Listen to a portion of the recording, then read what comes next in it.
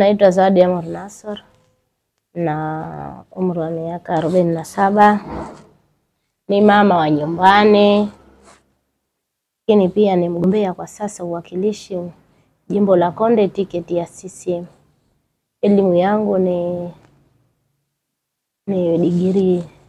Awali nilikuwa mwalimu wa skuli na nikafanya kazi hiyo kwa muda wa miaka 20 kwenye skuli 2 tofauti, na nilianzia skuli ya Makangale.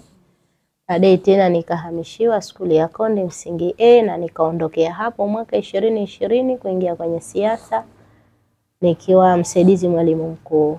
Miaka 5 iliyopita niligombea pia 2020 na nikawa mwakilishi. Kwa hiyo ni mwakilishi, natetea nafasi yangu kwenye jimbo hilo. Kwenye miaka ya nyuma hiyo, kuanzia 2007 mpaka 2013 nilishiriki mambo mengi tu ya jamii, na naamini kwamba ni miongoni mwa walionipa msukumo na jamii kunikubali kwa wakati huo masuala yalikuwa ya miradi kupitia shirika la Care International, masuala ya kuempower mwanamke, masuala ya ujasiriamali, masuala ya uongozi, na huko ndo tulijipatia mafunzo mengi kwa kipindi hicho, ambapo baadhi ya wakufunzi wetu pia walitokea hata TAMWA walikuwa wakishirikiana na hiyo miradi kwa wakati huo. Kwa nilikuwa field officer masuala ya education sana, lakini na masuala ya ujasiriamali ikiwemo ufundi, cherehani, kufuma na mambo mengine. Mwanachama wa Chama cha Mapinduzi 1997 ndio nakata kadi yangu ya mwanzo kupitia umoja wa vijana wa CCM.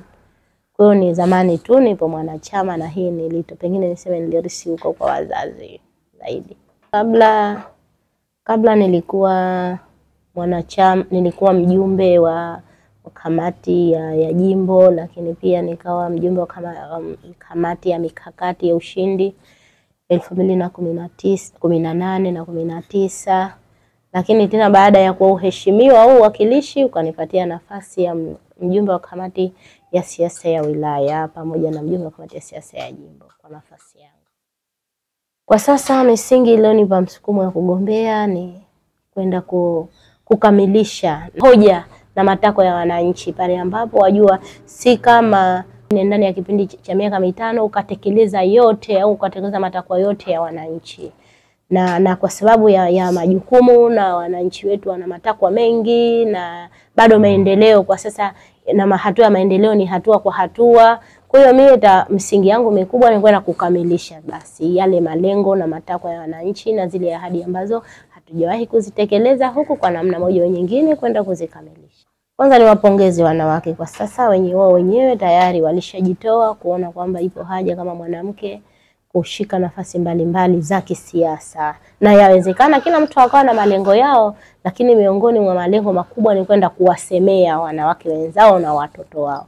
Na kwa mimi mitazamo yangu, wanawake kushika nafasi za siasa ni vyema zaidi, kwa sababu mimi kwa kuwa nina uzoefu ndani ya mijadala ile ya kibaraza au mijadala ya kisheria na kibunge, unaweza ukaibua hoja ambayo ipo juu ya meza, ukaibua, ukaitetea, na mwisho wa siku ikazaa faida na ikazaa tija ukiwa kama mwanamke. Pengine ni wanaume watupu wasingeiona ile hoja kwamba ni nzuri na ina misingi kwa wanawake. Na ushahidi wa hoja ambayo niliraise, tulishadidia tukairaise na ikapata chati, na saizi ipo vizuri tu na ipo kwenye mfumo rasmi.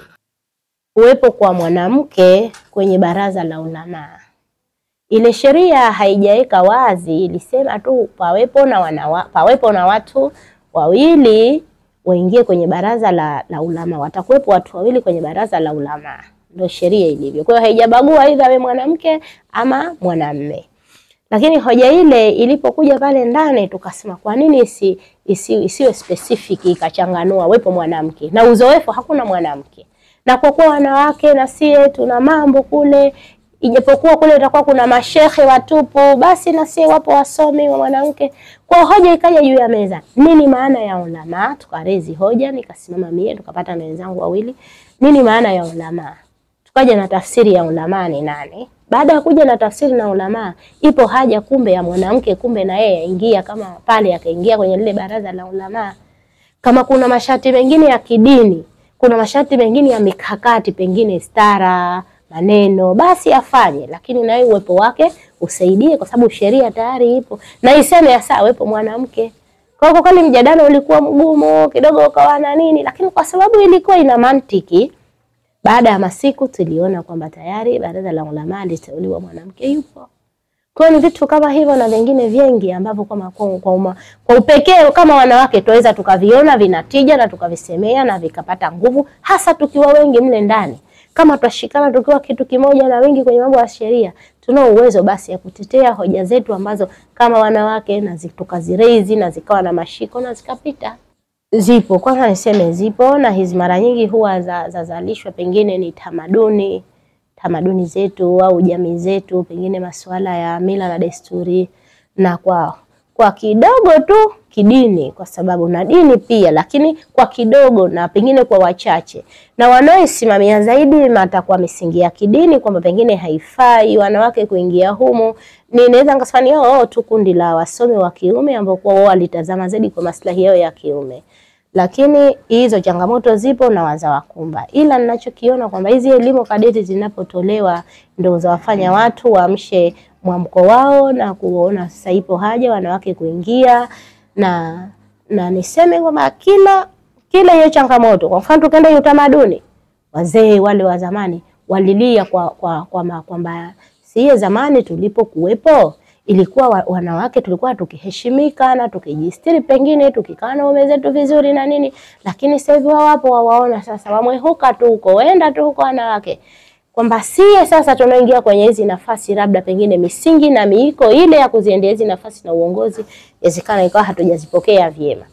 Tukienda kwenye masuala ya pengine ya familia au ya kijamii, ni kama wanawake tuambua mara nyingi huwa kama tukishapata tuatelekeza familia zetu. Hasa mwanamke tena akishaingia kwenye mambo aitelekeza familia yake, kama ana mume amkataa, na ndio hoja kubwa za wanaume, na wanaume walio wengi tu ili waliangalia kwa upeo.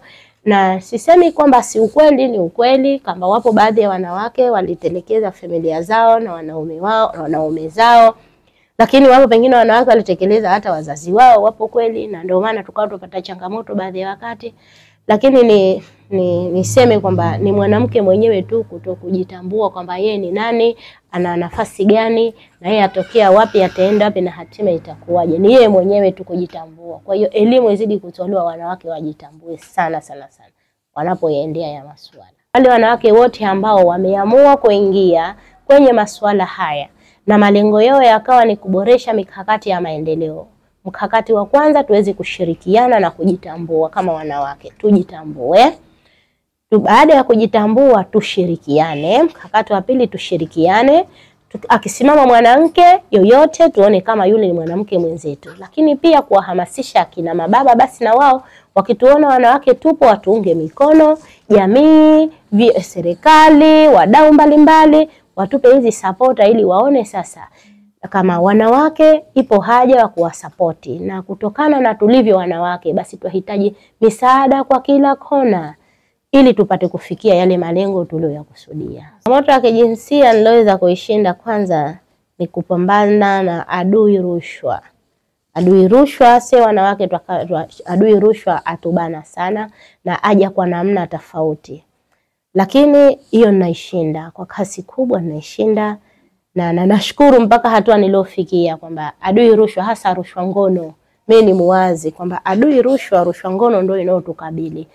Walio wengi wasema ukiingia kwenye masuala haya ya siasa wewe utakuwa ndio kazi yako. Si ukweli, kwanza si ukweli kabisa. Mungu akishasema kuwa hilo jambo litakuwa, na tumeshinda na tupo na hiyo adui huyo tulimshinda changamoto hiyo. Lakini changamoto ya pili, bado nipo na familia yangu na mume wangu na nampenda sana. Na mpaka walio wengi wasema yeye na mume wake tu, yeye mume wake tu ndo mshauri wake tu, yeye mume wake, kwa sababu bado kila kitu chochote lazima nikae naye yeye kwanza. Chochote yeye kwanza, ikishakuwa hakivunji sheria, hakivunji miiko ya maadili ya dini, hakimuathiri mtu mwingine, lazima tupange na yeye. Kwa hilo nalo pia ninalishinda changamoto hiyo. Lakini changamoto nyingine basi naweza kuwashinda wale ambao walisema mwanamke hawezi kitu. Lakini kumbe mwanamke aweza na ninaweza na ninafanya mambo makubwa tofauti na hao viongozi wanaume waliokuwapo au waliopo. Kwa hiyo ndio hivyo. Umetumia mbinu gani kuweza kushinda hizo changamoto? Mbinu ya kwanza niloitumia ni imani. Ushindi wa imani, kwamba naamini imani yangu kwamba Mungu ni huyo mmoja. Kwa hiyo ndiye anayesema jambo hili liwe hivi ili. Kwa hiyo kwanza lazima mtu ajue yeye yupo hapa duniani kwa sababu gani. Ikiwa upo kimaslahi ya kidunia tu, huwezi kushinda hizo changamoto. Lakini kwanza amini kwamba Mungu yupo na yeye ndiyo kila kitu. Yeye ndiye anayepanga. Wewe akuongoza fanya hili lakini kwa yeye. Lakini la pili, mashirikiano na wengine. Mashirikiano na wengine, wadau, Wasamaria wema, serikali, lakini pia mashehe. Hiyo ndio ilonifanya nishinde. Makundi yanayoniunga mkono naweza nikasema yote yaniunga mkono kwa kiasi chake. Nikienda kwenye wazee waniunga mkono kwa namna yao kwa sababu nawajali. Nikienda kwenye vijana yote yananiunga mkono kwa namna yake, lakini inawezekana kuna asilimia tu. Ukasema hapa unga mkono kiasi gani, hasa kutokana na kuwa kuna vyama tofauti, lakini nashukuru wote waniunga mkono. Mpaka hata hivyo vyama vingine waniunga mkono kutokana na utekelezaji wangu, namna nilivyosimamia majukumu yangu na kazi zangu. Wasema ana uwezo. Kwa hiyo makundi yote yaniunga mkono. Ile itakuwa kuna tofauti ya kiasilimia ngapi, lakini wote ninao. Mara hii tuliingia na wanawake wenzangu kwenye kugombea hizi nafasi za udiwani.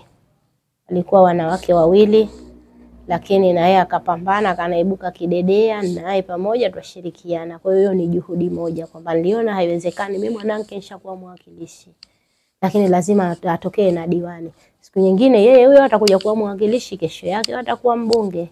Kwa michakato ya kuhamasisha hivyo ipo, twafanya kwa namna tofauti na kushika nyadhifa tofauti zikiwemo za chama hata za serikali, tuhamasishane. Kuhakikisha haki yasimamiwa sana. Wanawake walio wengi warudi nyuma kutokana na pengine baadhi ya changamoto zilizomo, kwa mfano changamoto za gharama.